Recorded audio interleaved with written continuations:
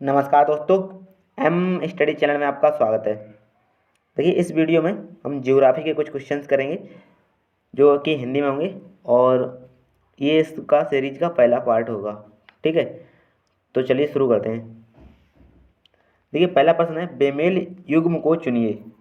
आपको बेमेल युग्म को चुनना है। यहाँ पे देखिए, चाय, मूंगफली, नारियल, गन्ना, यानी कि ये फसलें दी गई हैं, तो कौन सी किस्में होती है ये आपको चुनना है। ठीक है,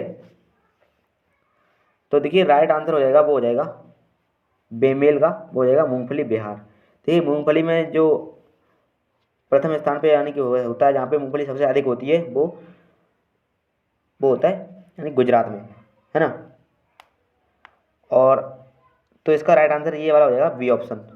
यहाँ पे बिहार नहीं होगा। ठीक है, देखिए जो चाय का असम दिया है ना, चाय का जो दिया है असम, वो सही है। और नारियल का केरल भी सही है ना। गन्ना का उत्तर प्रदेश सही है। लेकिन यहाँ पे मूंगफली के लिए यहाँ पे गुजरात होगा। ठीक है, यहाँ पे गुजरात। चलिए अगला प्रश्न देखते हैं। वन रोपण प्रक्रिया है, तो आपको बताना किसकी प्रक्रिया है, यानी कि वन साफ करने की, या पेड़ लगाने की, या फिर पेड़ काटने की, या फिर वन संसाधन को एकत्रित करने की। तो ये सिंपल क्वेश्चन है, इजी सा हो जाएगा, यानी कि पेड़ लगाने की, है ना। वन रोपण का मतलब ये होता है पेड़ लगाना। चलिए अगला देखते हैं। चिपको आंदोलन किससे संबंधित है? वन्य जीव संरक्षण से, वन संरक्षण से, वैज्ञानिक कृषि से, या फिर वनोन्मूलन से। तो देखिए इसका राइट आंसर हो जाएगा ऑप्शन नंबर बी, यानी कि वन संरक्षण से। ठीक है, देखिए ये सुंदरलाल बहुगुणा द्वारा चला गया था उत्तराखंड में सबसे पहले। ठीक है, चलिए अगला प्रश्न देखते हैं। प्रश्न है, निम्नलिखित में से कौन सा घटक हरित क्रांति लाने वाली कृषि नीति का अंग नहीं रहा? तो देखिए ऑप्शन दिए हैं, शस्य की सघनता, गारंटी अधिकतम दाम, और नए कृषि प्रौद्योगिकी, और निवेशों का पैकेज। तो देखिए हरित क्रांति जो है, उसमें जो राइट आंसर हो जाएगा ये उसका हो जाएगा गारंटित अधिकतम दाम, है ना। क्योंकि जो हरित क्रांति है वो घटकों में गारंटित अधिकतम दाम वाली जो गारंटी न्यूनतम मूल्य होता है वो निर्धारित नहीं करती है। इसलिए इसका जो राइट आंसर हो जाएगा वो हो जाएगा ऑप्शन नंबर बी, सॉरी हाँ, बी ऑप्शन सही हो जाएगा। चलिए अगला देखते हैं। अत्यधिक वनोन्मूलन अत्यधिक वन उन्मूलन का सबसे अधिक खतरनाक प्रभाव है, तो ये आपको बताना है। तो देखिए इसका राइट आंसर हो जाएगा जंगली जानवरों के निवास स्थलों का नाश। ठीक है, जंगली जानवरों के निवास स्थलों का नाश वन उन्मूलन का सबसे अधिक खतरनाक प्रभाव है। ठीक है, अगला देखते हैं। निम्नलिखित में से वह मसाला पदार्थ कौन सा है जो जड़ों से प्राप्त होता है? देखिए लौंग है, दालचीनी, और हल्दी। तो आपको राइट आंसर बताना है। तो देखिए राइट आंसर हो जाएगा उपर्युक्त में से कोई नहीं। देखिए लौंग होता है जो वो कलिका से, यानी कि पुष्प कलिका होती है, उससे प्राप्त होता है। और दालचीनी है वो पौधे की छाल से प्राप्त होती है। और हल्दी है वो पौधे के तने से प्राप्त होती है। ठीक है, तो इसलिए इसका जो राइट आंसर हो जाएगा वो हो जाएगा ऑप्शन नंबर डी, यानी इनमें से कोई नहीं। अगला है, के वैश्विक तापन के फलस्वरूप हो सकता है, यानी कि जो वैश्विक तापमान है, जो तापमान बढ़ता रहता है, इससे क्या हो सकता है? चाहे समुद्र तल में वृद्धि हो सकती है, या फिर फसल के रूप में परिवर्तन हो सकता है, या फिर तट रेखा में परिवर्तन हो सकता है, या फिर उपयुक्त सभी हो सकते हैं। तो देखिए इसका राइट आंसर जो है वो हो जाएगा समुद्र तल में वृद्धि और परिवर्तन, और ये तटरेखा में परिवर्तन, यानी कि ये तीनों हो सकते हैं। ठीक है, क्योंकि अधिक अगर ये तापमान होगा तो ग्लेशियर पिघलेंगे ना अधिक, और फसल में भी मतलब चेंज आएगा, है ना। तटरेखा में तो आएगा ही। तो चलिए अगला देखते हैं। तारपीन का तेल कहाँ से मिलता है? तार पीन का तेल कहाँ से मिलता है? काजू का छिलका ऑप्शन है, चीड़ का पेड़, यूकेलिप्टस का पेड़ और सिनकोना का पेड़।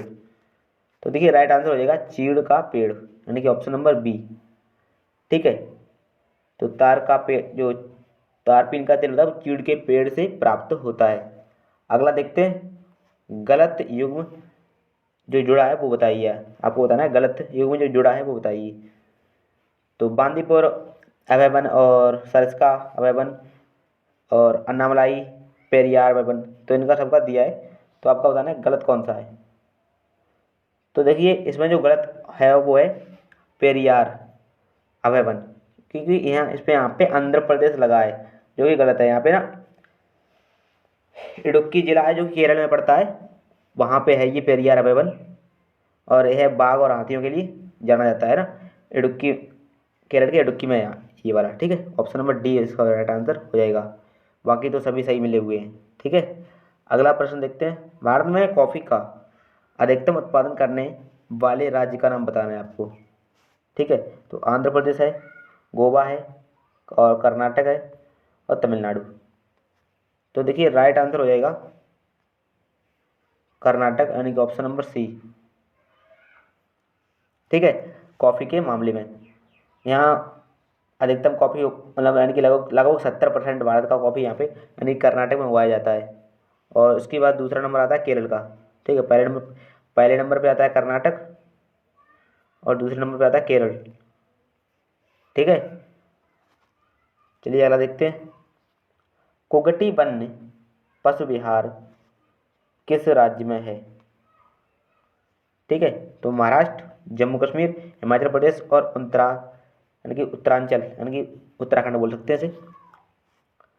तो ये हो जाएगा, इसका राइट आंसर हो जाएगा हिमाचल प्रदेश में हो जाएगा। कुगटी वन्य पशु विहार हिमाचल प्रदेश में है, जो कि चंबा जिले में पड़ता है। ठीक है, अगला देखते हैं, निम्न का मिलान कीजिए और नीचे दिए गए के अनुसार चुनिए। तो ये फसल दी गई है और पैदा करने वाले पौधे गए हैं, यानी कि प्रदेश। तो देखिए आपको सही चुनना है, तो देखिए ए को मिलाना है। चाय तो आप जानते ही हैं, चाय सबसे अधिक कहाँ पैदा होती है, तो असम में होती है ना। तो ए का हो जाएगा यानी कि 2 से, और बी का हो जाएगा, बी यानी गन्ना यानी उत्तर प्रदेश है ना, तो बी का हो जाएगा 3 से। उसके बाद सी, तो मूंगफली गुजरात से हो जाएगा। बचा सेब, तो ये हिमाचल प्रदेश। ठीक है, आप चाहें तो स्क्रीनशॉट ले सकते हैं। तो देखिए इसका राइट आंसर कौन सा दिया है इसमें, तो A2V3 और C4, यानी कि ऑप्शन नंबर हो जाएगा इसका बी वाला। ठीक है, बी वाला राइट आंसर हो जाएगा, यानी कि ये वाला। चलिए अगला प्रश्न देखते हैं। अगला प्रश्न है, राल यानी कि धूना किसका उत्पाद है? तो इसका राइट आंसर हो जाएगा कोनीफेरस शंकुधारी पेड़। ठीक है, अगला प्रश्न, तमिलनाडु के निम्नलिखित जिलों में कौन सा जिला लवणता वृद्धि के कारण खेती के योग्य नहीं है? तो देखिए इसका राइट आंसर हो जाएगा तिरुचिरापल्ली। ठीक है, इसका तमिलनाडु जो है जिला है, तमिलनाडु के जिला है जो तिरुचिरापल्ली। ये इसमें ना लवणता बहुत अधिक है, इसलिए इसमें खेती नहीं हो सकती सही से, तो ये आता है इसके अंतर्गत। अगला प्रश्न देखते हैं, क्रिकेट बैट के लिए बिलो यानी क्रिकेट बैट के लिए जो लकड़ी होती है वो कहाँ से प्राप्त होती है? तो इसका देखिए राइट आंसर हो जाएगा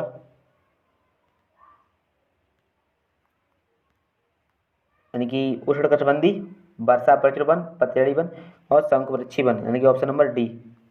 ठीक है, तो शंकुवृक्षी वन जो होते हैं उनसे बिलो लकड़ी प्राप्त होती है बैट बनने के लिए। यह ठंडे प्रदेशों में पाई जाती है। ठीक है, अधिकतम ये जहाँ मतलब यहाँ पे जम्मू कश्मीर में मिल जाएगी। ठीक है, तो अगला प्रश्न है, निम्नलिखित में से कौन कुओं से सिंचाई के लिए उपयुक्त है?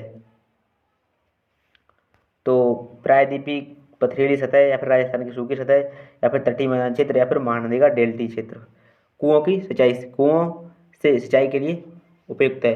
तो देखिए राजस्थान में तो पानी मतलब है ही नहीं लगभग, तो वहाँ तो ये तो ऑप्शन हो ही नहीं सकता ना। प्रायद्वीपी पथरीली पथरीली सतह में भी पानी नहीं मिल पाएगा ना सही से। तो और तटीय मैदान मैदान पे ना उपयुक्त नहीं हो पाता है वहाँ पे। तो राइट आंसर इसका जो हो जाएगा वो हो जाएगा ऑप्शन नंबर डी वाला। ठीक है, यानी कि महानदी का डेल्टीय क्षेत्र। चलिए अगला लेते हैं। उष्णकटिबंधीय वर्षा वन सामान्य रूप से पाया जाने वाला पौधा है। उष्णकटिबंधीय वर्षा वन में सामान्य रूप से पाया जाने वाला पौधा है, ये आपको बताना है। तो देखिए इसका राइट आंसर हो जाएगा ऑप्शन नंबर ए यानी कि आर्किड। ठीक है, ये उष्णकटिबंधीय वर्षा वन में सामान्य रूप से मतलब मिलता है वहाँ पे। ठीक है, अगला देखते हैं। भारत में किस क्षेत्र में अत्यधिक असिंचित खेती की जाती है, यानी कि वहाँ पे सिंचाई बहुत कम होती है ना। तो कनेरा के मैदान या फिर दक्कन के पठार या फिर कोरोमंडल मैदान या फिर गंगा के मैदान। पूछा है कि अत्यधिक असिंचित खेती यानी कि वहाँ पे बहुत कम सिंचाई होती है। तो देखिए इसका जो राइट आंसर है वो हो जाएगा ऑप्शन नंबर बी यानी कि दक्कन के पठार, है ना। क्योंकि यहाँ पे न्यूनतम वार्षिक वर्षा होती है यानी कि बहुत कम वर्षा होती है, तो इसे असिंचित या शुष्क क्षेत्र कहा जाता है। और यहाँ पे बहुत कम नमी होती है और बाष्पोजर्सन जो होता है बाष्पोत्सर्जन वो भी बहुत कम होता है ना। तो इसलिए यहाँ पे मतलब बहुत कम पानी होता है, इसलिए यहाँ पे ज़्यादातर असिंचित खेती होती है और पानी बहुत कम होता है ना, इसलिए तो यहाँ पे दक्कन पठार के क्षेत्र में की जाती है। ये सूखाग्रस्त क्षेत्र रहता है अधिकतम। अगला है चंदन के पेड़ों के लिए किस प्रकार का जंगल उपयुक्त है। सदाबहार, टुंड्रा या फिर रेगिस्तान या फिर उष्णकटिबंधीय पर्णपाती। तो देखिए चंदन के वन जो होते हैं वो अधिकतम उष्णकटिबंधीय पर्णपाती वनों में ही पाए जाते हैं, तो वही उनके लिए उपयुक्त जंगल होता है। और चंदन के पेड़ अधिकतम मात्रा में ये कर्नाटक में पाए जाते हैं, भारत के कर्नाटक में। ठीक है, अगला प्रश्न देखते हैं। निम्नलिखित में से किस राज्य के लिए टैंक सिंचाई का परंपरागत क्षेत्र माना जाता है। तो टैंक सिंचाई कहाँ पे अधिकतम होती है, तो इसका राइट आंसर हो जाएगा यानी कि तमिलनाडु यानी कि ऑप्शन नंबर बी। ठीक है, राइट आंसर हो जाएगा ऑप्शन नंबर बी। तमिलनाडु में अधिकतम सिंचाई टैंक सिंचाई की जाती है। और इधर ना कर्नाटक है और ये आंध्र प्रदेश तेलंगाना इनके अंतर्गत की जाती है, लेकिन जो अधिकतम मात्रा में सबसे ज़्यादा की जाती है वो तमिलनाडु में ही की जाती है। और ये बहुत पुराने ज़माने से चली आ रही है। ठीक है, तो ये अंतिम प्रश्न था। तो आज की वीडियो में बस इतना ही, मिलते हैं अगली वीडियो में। तब तक के लिए सब्सक्राइब करते रहिए और शेयर करते रहिए। ठीक है, तब तक के लिए नमस्कार।